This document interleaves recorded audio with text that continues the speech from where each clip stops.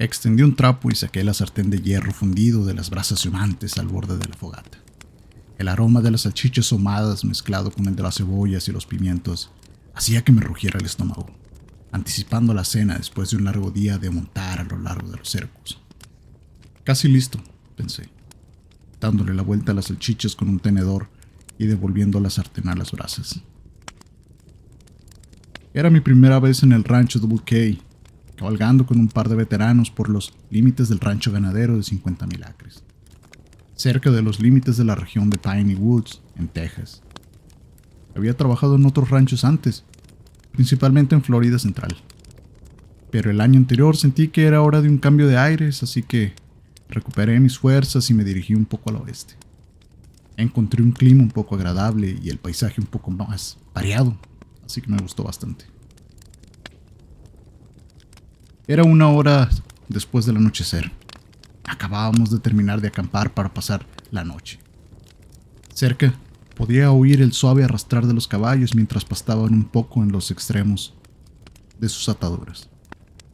Arriba, 1,000 millones de estrellas iluminaban el cielo sin luna ni nubes, y podía ver las tenues rayas de la Vía Láctea extenderse sobre ese manto oscuro. El aire se había vuelto frío, pero se sentía bien después de un día caluroso en la silla de montar. «Lo hiciste bien hoy, chico», dijo Tommy, el mayor de los tres. A la luz vacilante de la fogata parecía tener unos 100 años, aunque probablemente no pasaría de los 60. Supuse que una vida dedicada a trabajar bajo el sol tejano puede tener ese efecto. Su piel estaba curtida y oscura, y sus ojos parecían estar constantemente entrecerrados por el resplandor del sol, incluso cuando no lo había. Sonreía mucho, y lo que ayudaba a suavizar un poco su dureza. «Es difícil encontrar un buen trabajador hoy en día por debajo de los 40», dijo. Agaché la cabeza en señal de agradecimiento. «Te lo agradezco, Tommy». Miré a Jonás, que acababa de terminar de atender a los caballos y ahora se sentaba con nosotros junto al fuego, reclinándose en la silla plegable de nylon con un gruñido. Aceptó una taza de metal de lo que sabía era whisky de Tommy, con un gesto de la cabeza. Jonás era alto y delgado, con un bigote gris y espeso y el pelo corto bajo su desgastado sombrero de vaquero. Y por mucho tiempo que pasara con él, no podía olvidar que parecía salido de una película del oeste. Incluso llevaba un revólver en la cadera, prefiriendo el revólver a las automáticas más modernas que solíamos preferir los demás. «Sí, un buen trabajo, David», me señaló con la cabeza y levantó un poco la taza. «Vamos a buen ritmo. Calculo que estaremos casi listos para terminar este trabajo pasado mañana. Para que puedas regresar con esa linda mujercita tuya», dijo con una sonrisa. Habíamos estado cabalgando sobre las cercas durante lo que parecían meses, aunque en realidad solo fueron un par de días. Había otra cuadrilla trabajando en la línea sur, pero nosotros éramos responsables del límite norte del rancho, más rocoso y regular. Envidiaba a los de la otra cuadrilla. Estaban en terreno plano, terreno abierto y uniforme, lo que significaba que podían usar jeeps para trabajar en sus secciones. Eso también significaba que podían volver a casa cada noche y dormir con sus propias camas. El límite norte discurría por las colinas y los pinares, aunque gran parte era inaccesible para cualquier persona que no fuera de 2 o 4 patas. Así que montamos a caballo, como lo hicieron nuestros antepasados hace 100 años, en esta misma tierra. No me importó tanto. Era pacífico, tranquilo. Cualquiera podría pensar ahí. Aún así, solo llevaba 6 meses casado y aún estaba en esa fase de luna de miel donde me dolía el corazón estar lejos de Sophie. Quizá la próxima vez me asignarán al equipo al sur, quizás no. Así que empecé, removiendo los pimientos y cebollas para asegurarme de que no se pegaran al sartén. Hay algo que no entiendo. ¿Por qué evitamos ese tramo de la cerca hoy? Ya sabes, el que se adentraba al bosque. Supongo que no nos habría llevado mucho tiempo seguirlo. Fue breve, pero no me perdí la mirada que Tommy le lanzó a Jonás. «Jonás, Dio un sorbo a su taza y se inclinó ligeramente hacia adelante, asintiendo, casi imperceptiblemente. ¿Te refieres a esa línea de los árboles de las tierras bajas que rodeamos alrededor del mediodía?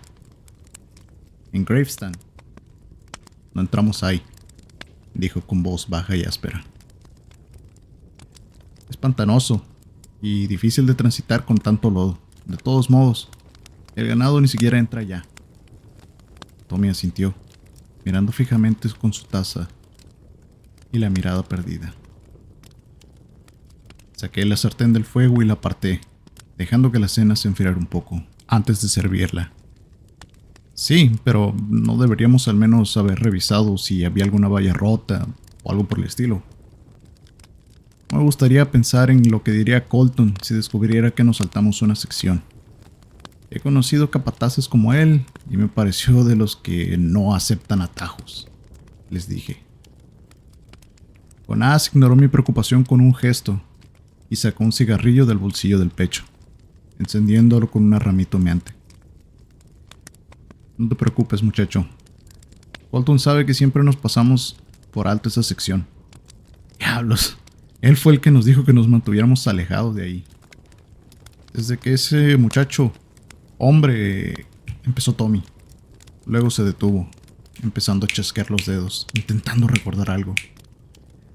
Ricky, era de Georgia, añadió Jonás.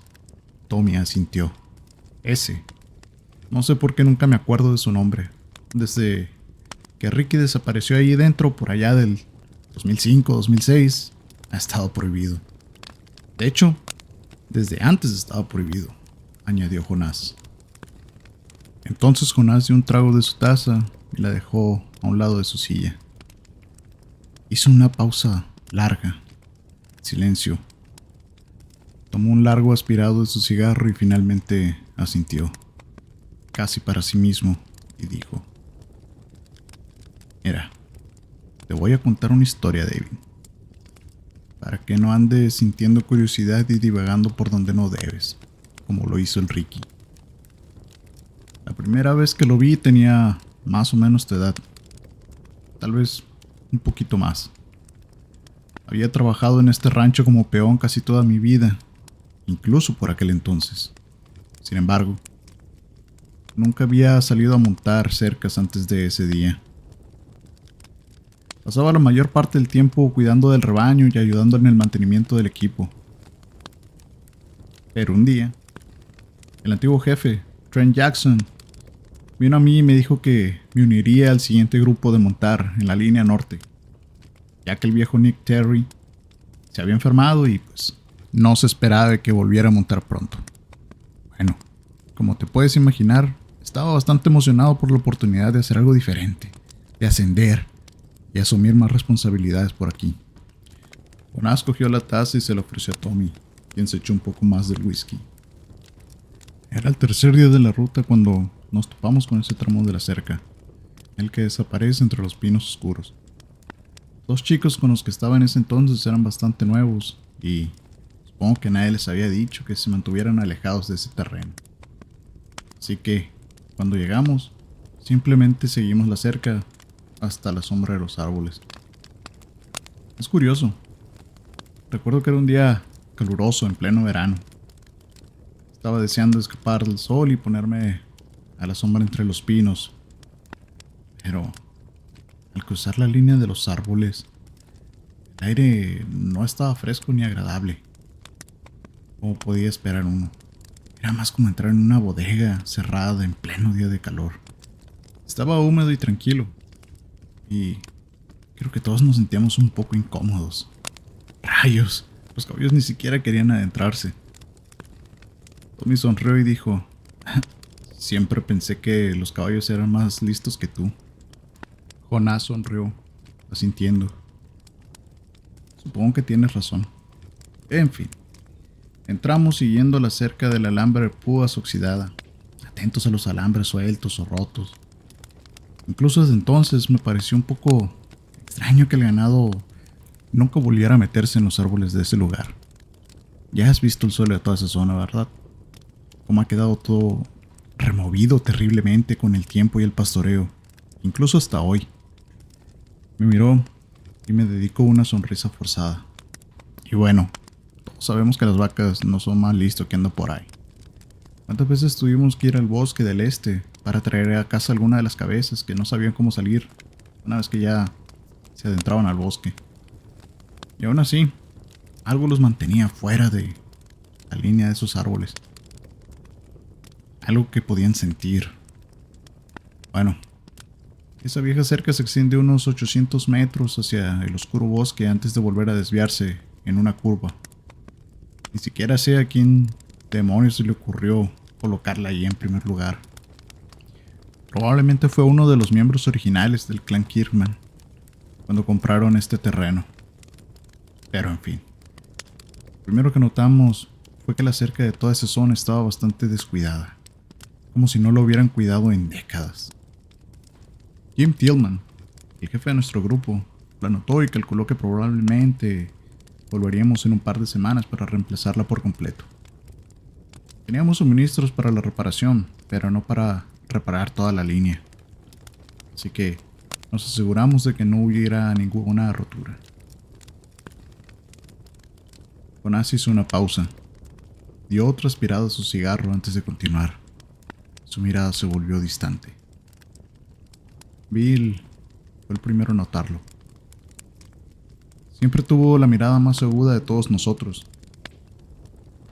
Aquí y allá, esparcidos entre los árboles, había pequeños adornos colgantes, hechos con palos, cuerdas y trozos de huesos de animales, así como los atrapasueños tontos que la gente cuelga en los retrovisores de sus autos. Pero estos eran diferentes. Parecían viejos. De verdad, si me entiendes. No eran souvenirs que se pueden comprar en los puestos de turista en la carretera. Eran feos, amenazantes, como real. No sabíamos qué pensar, pero Bill parecía un poco inquieto después de que empezamos a verlo. Tenía sangre Wichita en las venas y creo que una parte de él intentaba enviar algún tipo de advertencia, pero estábamos comprometidos. Ya llevábamos un par de horas serpenteando entre los árboles y no queríamos que el capataz descubriera que nos habíamos asustado, ni tampoco que nos habíamos saltado toda una sección de la cerca. Pensamos que pronto estaríamos fuera de allí y que de vuelta en el campo abierto. Además, todos íbamos armados. Y no íbamos a dejarnos asustar por alguna baratija dejada por quién sabe quién. El terreno había sido mayormente pantanoso y blando. Los caballos empezaban a tener dificultades hasta que finalmente empezó a ascender un poco y a volverse más firme. Ya estaba atardeciendo. Decidimos buscar un claro donde pudiéramos atar a los caballos y acampar para pasar la noche. Y fue entonces cuando Bill vio la cabaña. Jonás tomó otro sorbo y sus pálidos ojos grises seguían brillando a la luz del fuego. Al principio no estábamos muy seguros de qué estábamos viendo. Parecía la cabaña de algún antiguo granjero, probablemente abandonado durante generaciones. Estaba situado en medio de un claro, bastante grande entre los árboles, con un pequeño arroyo que corría a su lado. Pensamos que era un lugar tan bueno como cualquier otro para acampar. Bill salió a buscar la leña, mientras Jim y yo armamos un corral improvisado para los caballos. Nos pusimos a quitar las agujas de los pinos y las hojas del suelo, a buscar piedras que pudiéramos guardar para poner junto a la fogata. Para entonces, el sol ya se había ocultado, dejando casi toda la zona en una profunda sombra, aunque aún había algo de luz en el cielo. Mientras Jonás hablaba, empecé a servirles la cena a él y a Tommy, casi sin pensar. Nunca había visto a Jonás tan absorto en un recuerdo, ni lo había oído decir tantas palabras a la vez. Normalmente era un hombre tranquilo, siempre observando y escuchando, pero rara vez hablaba. Cuando abría la boca, aprendí desde el principio que todos solían escuchar lo que tenía que decir. Era ese tipo de hombre, si saben a lo que me refiero. Habíamos terminado de preparar el lugar para dormir y continuó. En aquellos tiempos, dormíamos principalmente en sacos de dormir bajo las estrellas, ya que esto era muchísimo antes de que empezaran todas las tintas de campaña ultraligeras y compactas que tenemos hoy en día. Bill aún no había vuelto con la leña, y pensamos que probablemente le costaba encontrar leña seca y astillas entre todo el desorden húmedo y podrido que habíamos visto en el suelo. Mientras esperábamos, Jim dijo que deberíamos de echar un vistazo a la cabaña antes de que oscureciera del todo, solo para asegurarnos de que no hubiera nadie adentro que pudiera causarnos problemas. Honestamente, no lo creía muy probable, pero parte de nuestro trabajo era asegurarnos de que no hubiera intrusos en la propiedad del señor Kirkman. Así que fui. Caminamos hasta allí, a unos 20 metros de donde nos instalamos para pasar la noche.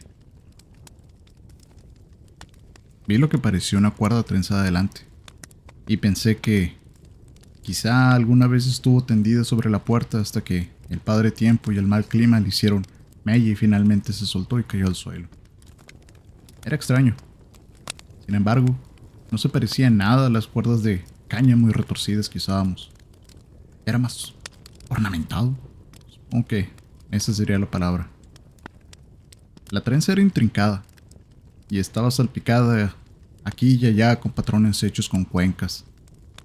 Recuerdo que me pregunté por qué alguien enhebraría una cuerda alrededor de esa pequeña choza, pero para ser sincero, no le di mucha importancia. Así que llegamos a la puerta y Jim me extendió la mano para abrirla cuando vi unas extrañas escrituras y símbolos tallados en la superficie, que la abarcaban de un lado a otro e incluso se extendían por debajo de las paredes a ambos lados. Ninguno de los dos lo reconocimos. Desde luego que no era inglés ni ningún otro idioma que hubiera visto. Jim dijo que le parecía comanche, pero yo pensé que estaba mintiendo y que no reconocería el comanche que le mordiera el trasero. Demonios, ni siquiera estaba seguro de que los comanches tuvieran lengua escrita. Pero bueno, empezamos a perder la noción del tema. Así que ambos cogimos nuestras linternas y sin decir nada más, tiró con fuerza la puerta. Al principio no se movió, pero Jim era un tipo grande y robusto. Le puso todas sus fuerzas hasta que finalmente cedió y se abrió de golpe con un crujido repentino. Casi como un disparo de una escopeta, como si lo hubieran cerrado con llave o con barrotes por dentro. Jonás se detuvo un momento, dejó su plato intacto en el suelo junto a su silla y dio otro sorbo a su taza. Su mirada se desvió hacia las llamas parpadeantes de la fogata, y noté que estaba absorto en sus recuerdos. Sin apartar la mirada, volvió a empezar. En cuanto se abrió la puerta, supe que algo no encajaba. Ambos lo supimos, se notaba en el aire. Cómo se siente cuando se avecina una tormenta fuerte, pero era diferente. Como si estuviera mal. Sentí que no deberíamos estar ahí. Levantó la vista hacia mí. Sentí que acabábamos de cometer un error. Empezaba a preguntarme si Jonás me estaba tomando el pelo, como con las bromas de nuevo. Miré a Tommy y vi que el anciano tenía la mirada fija en el fuego, con pensamientos distantes y quizá un poco desagradables, a juzgar por el gesto en su frente. Jonás volteó la cabeza al cielo para ver las estrellas un instante mientras continuaba. Es extraño. Recuerdo ese momento como si fuera ayer, como si estuviera grabado en mi memoria. El aire se enfrió de repente y el mundo a nuestro alrededor simplemente quedó en silencio.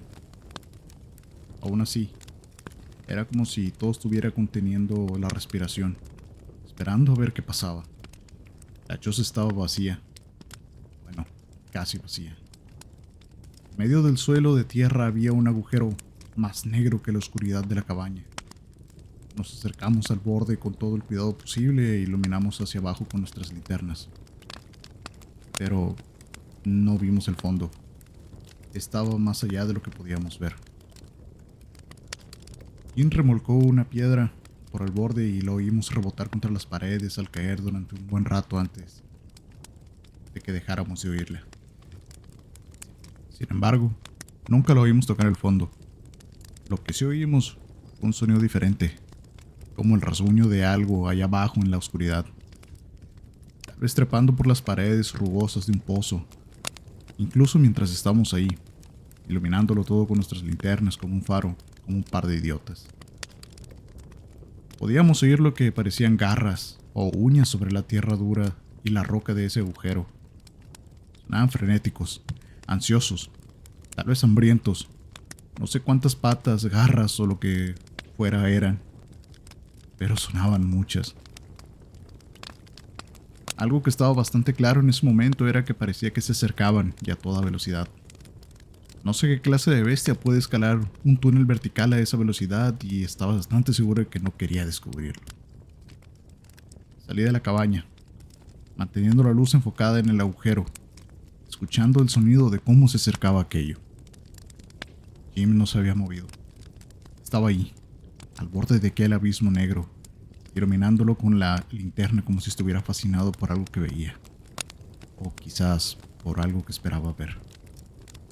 Me di cuenta que, en algún momento, había cambiado la linterna de mi mano izquierda y con la mano derecha la tenía apoyada en la culata de la pistola, como si esperaba tener que usarla. Los sonidos se acercaban cada vez más, con movimientos aún más frenéticos.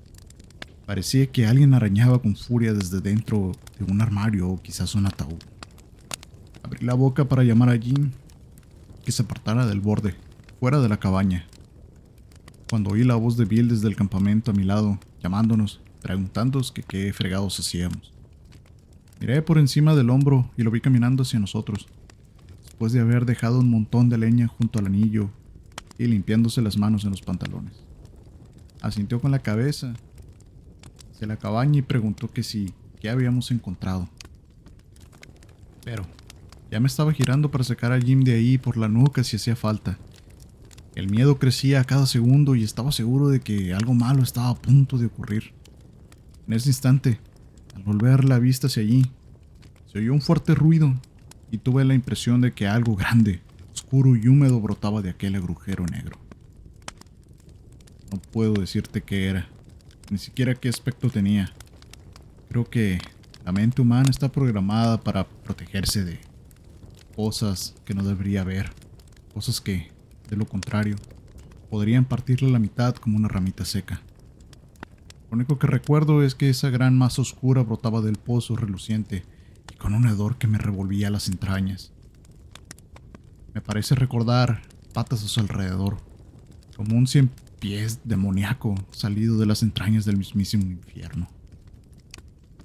No puedo decirte si tenía cabeza o cara, por lo que lo siguiente que supe fue que caía de espaldas al suelo, sin aliento, con un zumbido en la cabeza.